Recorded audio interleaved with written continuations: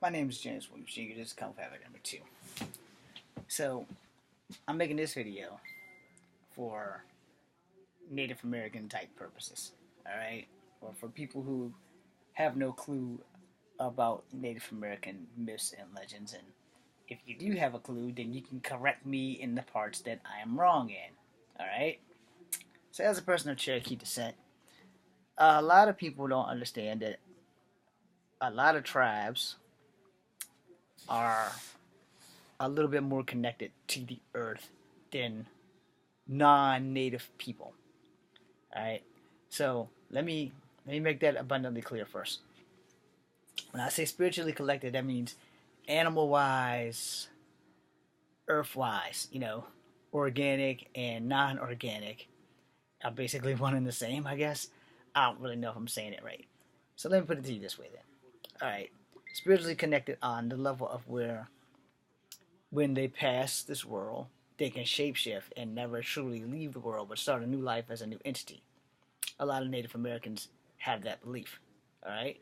Coyote is one of the Native American legends who was a shapeshifter, who basically was the Native American version of Loki, only he was not evil, like in the Thor movies and shit. He just liked to cause a little bit of mischief. That's all. Or like Puck in A Midsummer's Night Dream. Okay? So, for those who don't do Shakespeare, he was a jokester, a gesture, whatever the hell they call him in the royal court. Now, so if you're not a Native American person, I am about to offend the holy fucking snot out of you. Okay?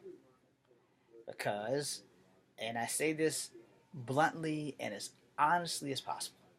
Alright? And I'm again going to piss the holy fucking shit out of you. So, one, I want to talk about the Thunderbird. Alright? It's two ways that you can take the legend of the Thunderbird, and I can't give you the exact legend, and the reason that is because the Thunderbird changes legends tribally. Same thing can be said about Coyote, same thing can be said about the Deer Woman, same thing can be said about the Eskimo goddess, same thing can basically be said about anything on Earth. Myth and legends change by tribally. Somebody may have misheard something, somebody may have missaid something, somebody may have missaw something, and when you put all that together, legends and myths change. Okay? And again, depending on what tribe you speak to, things change. There have been some tribes who have had peaceful relationships with Sasquatch, Bigfoot, Yeti, Wild Man, Ringaroo, Skankape. All those basically guys are pretty much the same, except for actually the Ringaroo and the Wendigo are kind of more the same, where Sasquatch and Skankape are kind of the same. But these legends, again, change tribally, right? Each tribe will tell you that either the person in which I spoke of was either a menace or a helpful hand. Now, let me explain that. A menace means someone who was just menacing and trying to get away and stuff. There are many legends and stuff that you can Google, like just type in Native American legends and you'll understand where I'm coming from. Because I went there one time and they talked about how the crows used to be white and the main crow, he got trapped by an Indian and put in like fire or smoke or some shit, and he came out black because he was betraying the Indians to the buffalo. Every time the Indians tried to eat the buffalo, this crow would snitch on them.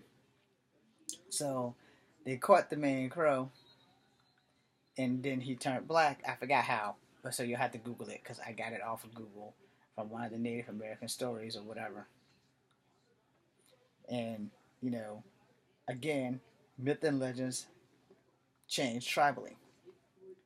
So I'm going to give you at least one example of the Thunderbird. The one that I know, the one that I was told, the one that may not be exactly accurate. But again, as I said at the beginning of the video, myth and legends change tribally. First, we have a Thunderbird. which is a massive bird that was supposed to be as big as a fucking house. All right. Again, myth and legends change tribally. Now, I was told at one time the Thunderbird was like the gigantic ass bird. It was bigger than a phoenix. It was bigger than anything you've ever seen on Earth, and that it was a spirit of vengeance. Now, again, in case you didn't get this the first 10 times I've said it, myth and legends change tribally.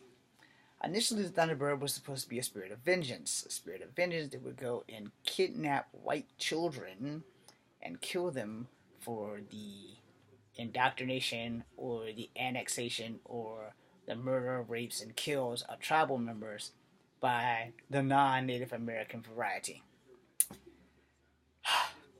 The humans that are not of color, or better yet, the ones who are not of the tribe of the Native American variety, because every person is of a tribe of people on some level or another. So that's me trying not to say that it mostly came after white people. They didn't really go after slaves because most of the slaves were black and they were running their damn self, so they weren't really that.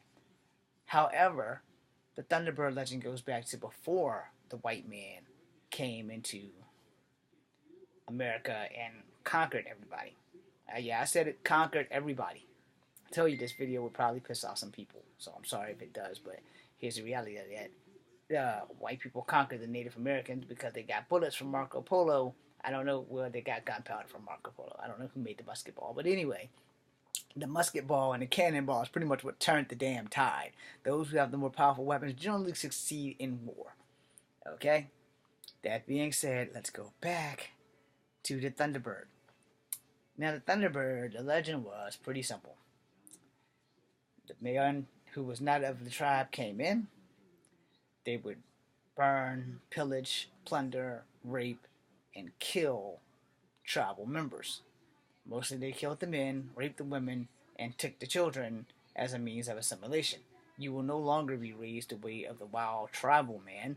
You will be raised the way of white society. Okay. Now, since they also raped and assimilated the women, which is how you have people like me in existence, of multi-ethnic people. That has nothing to do with this video at all, but I just wanted to put that in there because it was a stated fact. So, do not ask me how to summon the Thunderbird because I was never taught how to summon a Thunderbird. But I will tell you that the Thunderbird was generally summoned. I don't know if the Thunderbird emerged from fire or if the motherfucker just appeared out of the blue. What I do know is that the Thunderbird was a giant bird that scooped down and ate white children. I don't know if it was a cautionary tale or if it was real. I will say that there had been a boom of people missing during the time of the 13th colony, and I don't know if that's relevant, but the same thing can be said for the Yetis and Bigfoot. But you would think that if Bigfoot did it, there would be some trace element of foot. But for a creature that could shapeshift and fly down and scoop people up and eat them, it's highly possible. Whenever I talk about the Bigfoot or the Thunderbird, I generally tend to sidetrack and go on to a theory of the 13th colony because in school they teach us that the 13th colony was the one colony that came to America and disappeared. And it's probably one of the reasons why 13 is a bad number. Alright, you guys, we can Google the 13th colony while I'm making this video right now. If I can get this damn thing to work.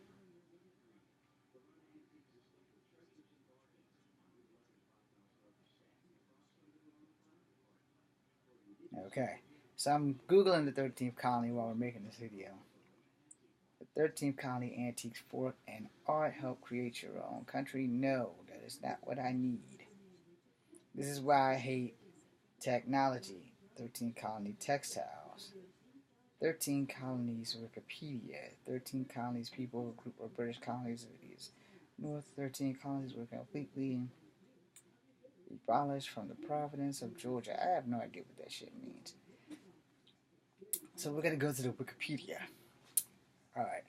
The 13th colonies was a group of British colonials on the east coast of North America founded in the 17th and 18th century that declared independence in 1772 and formed the United States.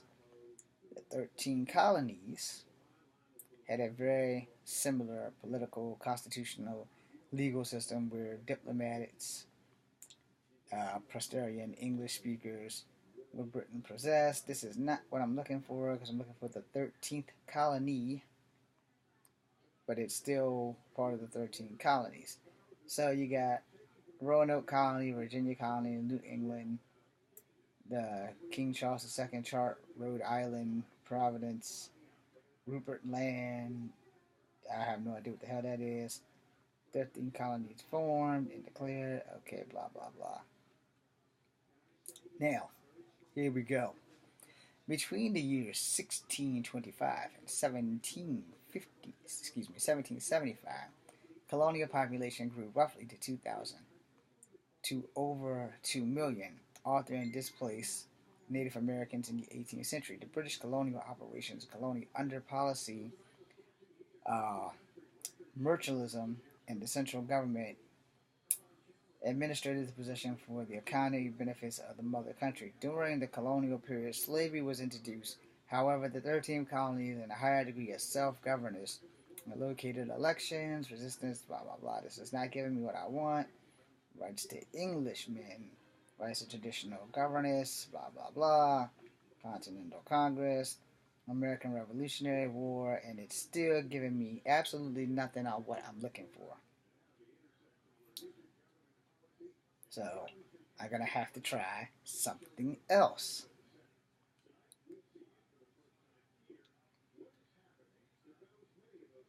Which one vanished? Okay. Mysterious missing colonies remains unsolved. Okay. Mysterious missing U.S. colonies remain unsolved. I believe this is the one I'm looking for. This lithograph, Roanoke colony settlers shown baptizing a Virginia Dare, the first child born in the New World to English parents. Twice in American history, an entire group of people suddenly disappeared to the point of anthropologists today cannot say where they went or what happened to them. One of the first boatland of English settlers in the New World in 1587, they established a colony in Roanoke, Virginia, off the Atlantic coast, which in what now is known as the state of North Carolina. Right? Let me reread that because that just like mind fucked me.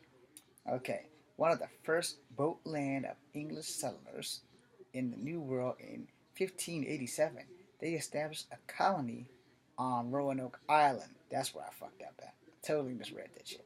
On Roanoke Island on the Atlantic coast, which is now known as the state of North Carolina.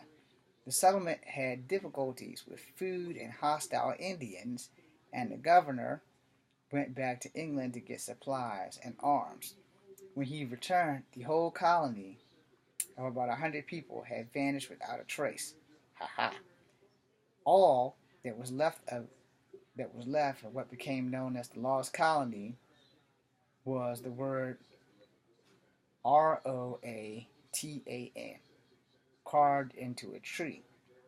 The Rotan were the Indians in the area. The second mysterious evolved a series of 100 years earlier, were several thousand kilometers west in what is now Colorado, the past Rocky Mountains. Is called Mesa Videra, Green Table, the table in Spain. Okay, whatever. A mesa as long as a flat-top mountain, rising above the valley over 1,900 years ago.